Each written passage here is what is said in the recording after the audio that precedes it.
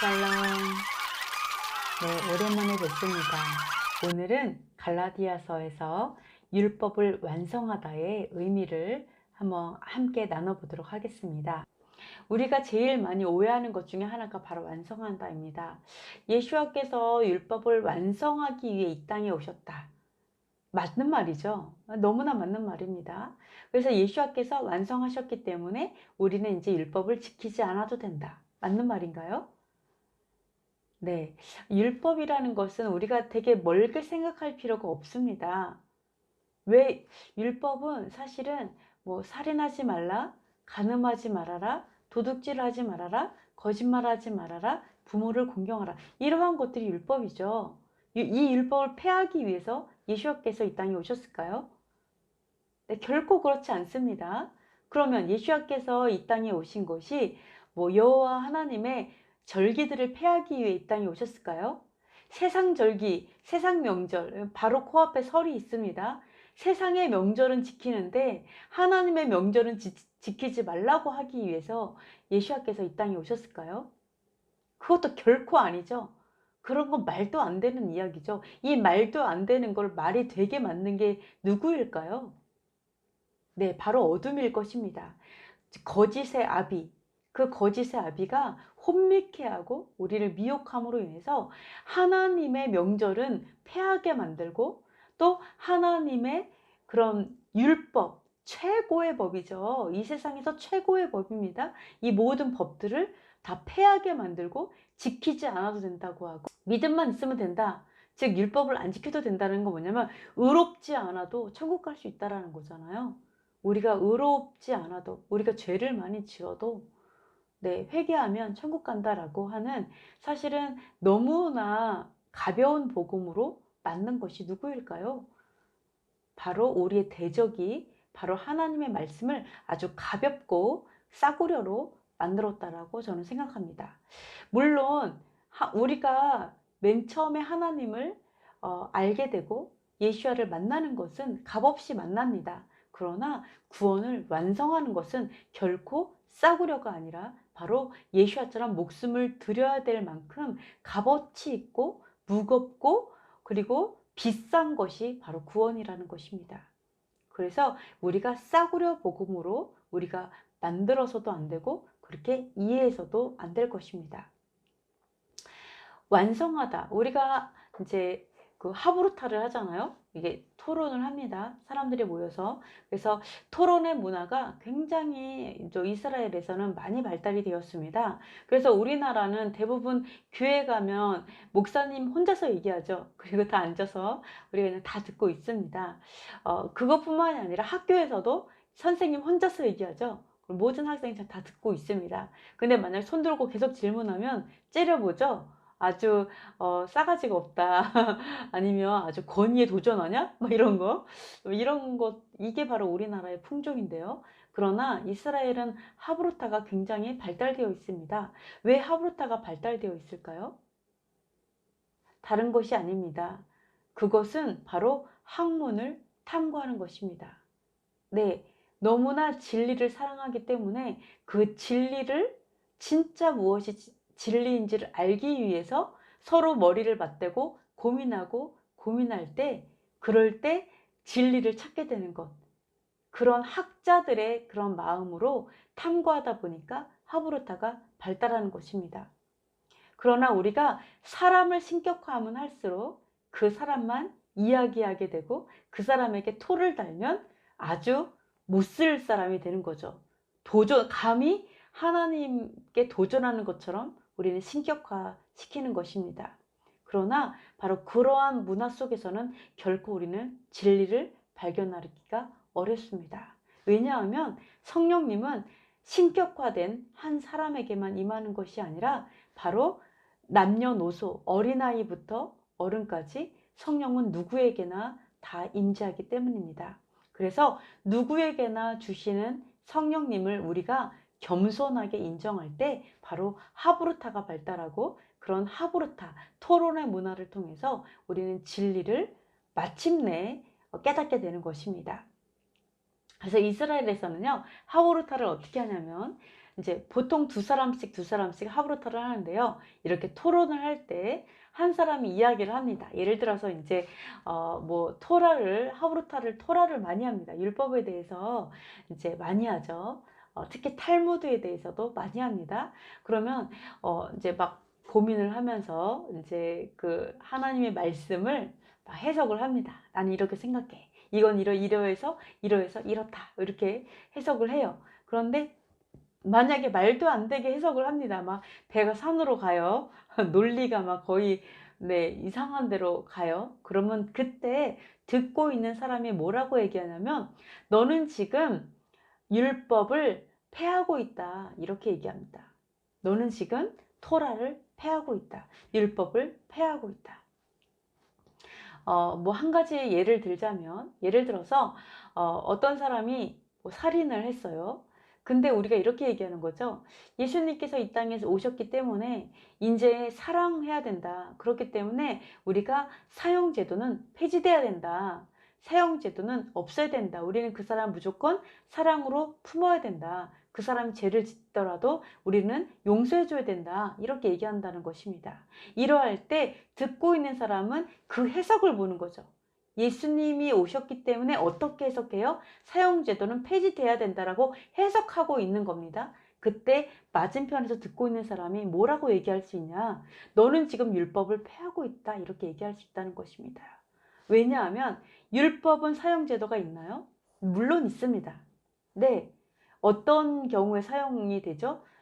물론 고의적으로 살해했을 때, 고의적으로 어떤 사람을 죽였을 때, 그때는 사형이 존재합니다. 근데 율법은 그렇게 나와 있지만 예수와를 통해서 해석을 하는 거죠. 없어져야 된다라고 난 생각해. 예수님은 사랑이니까 이렇게 막 얘기를 할 때 바로 듣고 있는 사람은 너는 지금 율법을 폐하고 있다. 이렇게 이야기하는 것입니다. 네, 물론 저는 우리가 사형제도가 폐지돼야 된다 이렇게 생각을 하지 않습니다. 네, 당연히 고의적으로 죄를 지은 사람은 그 사람이 죄를 용서받기 위해서는 당연히 그 사람은 그것에 합당한 그러한 그 형벌을 받는 것이 그 사람을 회개하도록 하는 방법입니다. 저는 그래서 율법 그대로 사형제도는 존재해야 된다라고 저도 생각하고 있습니다. 이와 같이 어떤 사람이 예수님의 이름으로 내가 아무리 이야기한다 할지라도 그것이 율법이 잘못 해석이 된다면 그것은 너는 율법을 지금 폐하고 있어 라고 얘기하는 것입니다. 마찬가지로 그 사람이 그렇게 얘기하는 것처럼 우리는 예수님께서 율법을 폐하기 위해서 이 땅에 오셨다라고 생각을 합니다.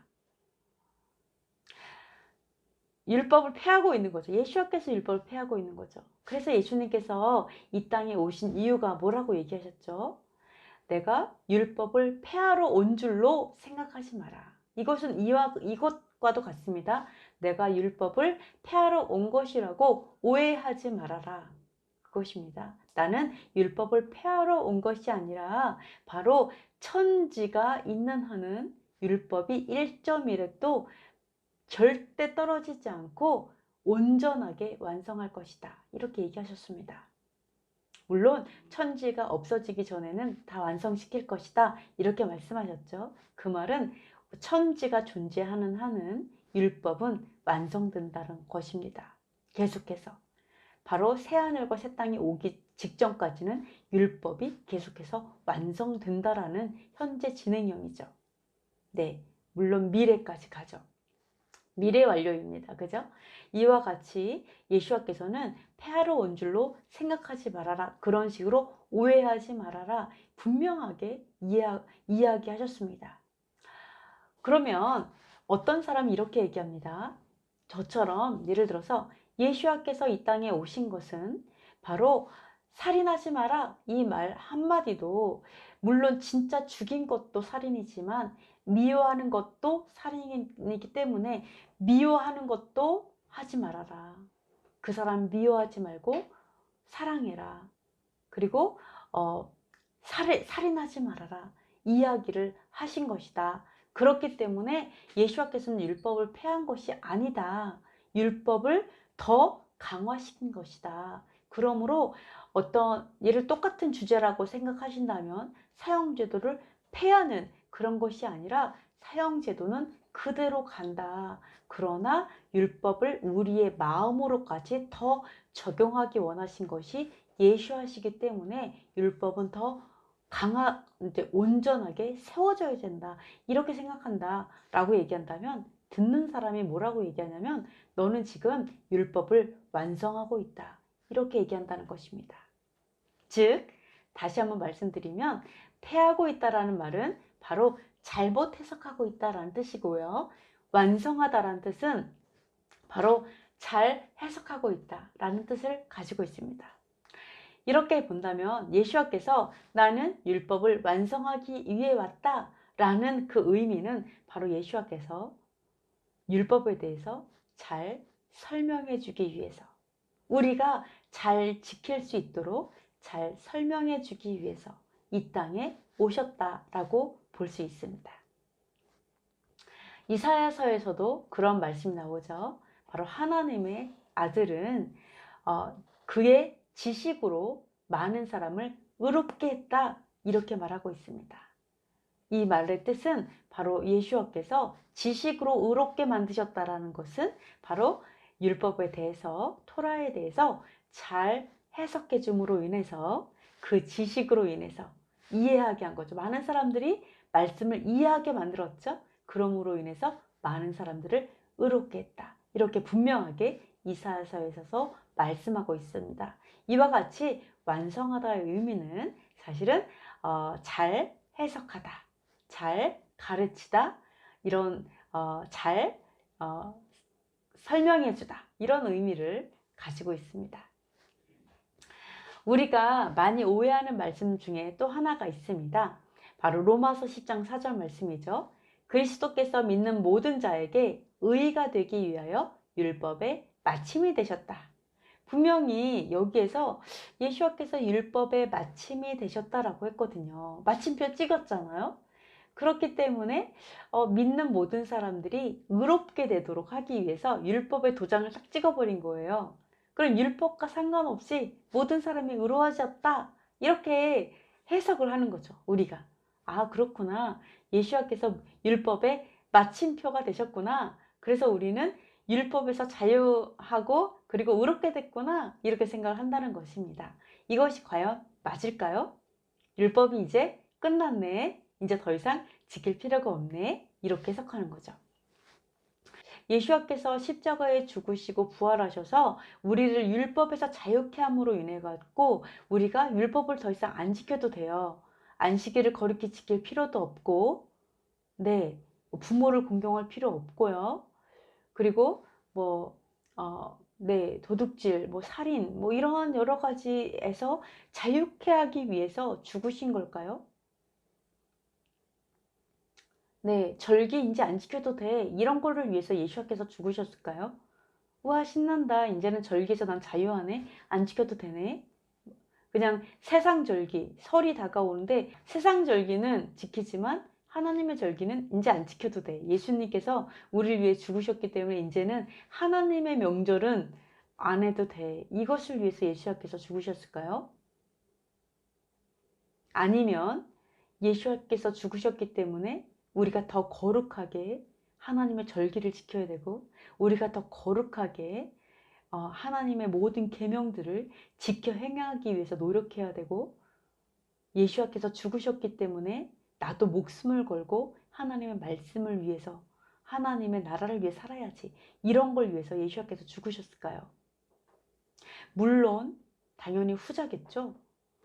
그래서 우리가 잘못 해석하게 되면 예수님께서 율법의 마침이 됐으니까 우리는 안 지켜도 옳게 된다, 이렇게 해석할 수 있다는 것입니다. 그러나 여기서 마침에 대해서 좀 잠시 찾아보겠습니다. 마침은 헬라어로 텔로스라는 뜻입니다. 텔로스는 목적, 결과, 도달점 등의 의미를 갖고 있습니다. 그리고 히브리어로는 타클리트입니다. 타클리트는 목적, 한계, 완전 등의 의미를 가지고 있습니다. 여기서 보면은 목적이라는 뜻이 갖고 있죠. 목적, 결과, 도달점이 된다라는 거예요. 어떤 목적이 되고 또 도달점이 되고 결론적으로 나타나는 어떤 모습이 되고 율법의 어떤 결론이 된다는 거죠. 목적이 된다는 거예요. 도달점이 된다는 뜻이거든요. 여기서 예수와께서 믿는 모든 사람들에게 예수님이 의가 되기 위해서, 예수님 자체가 의로움이 되기 위해서 율법의 목적이 됐다라는 거죠. 율법의 목적, 율법의 도달점이 됐다. 이렇게 되면 좀 더 그 의미가 다가오죠.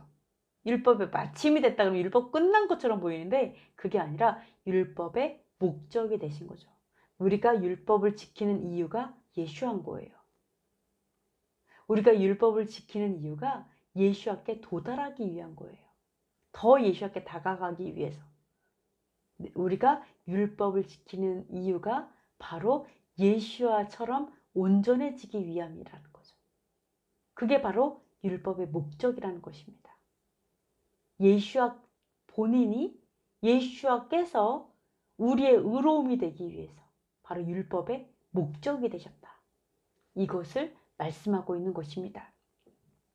그래서 우리가 율법을 지키죠.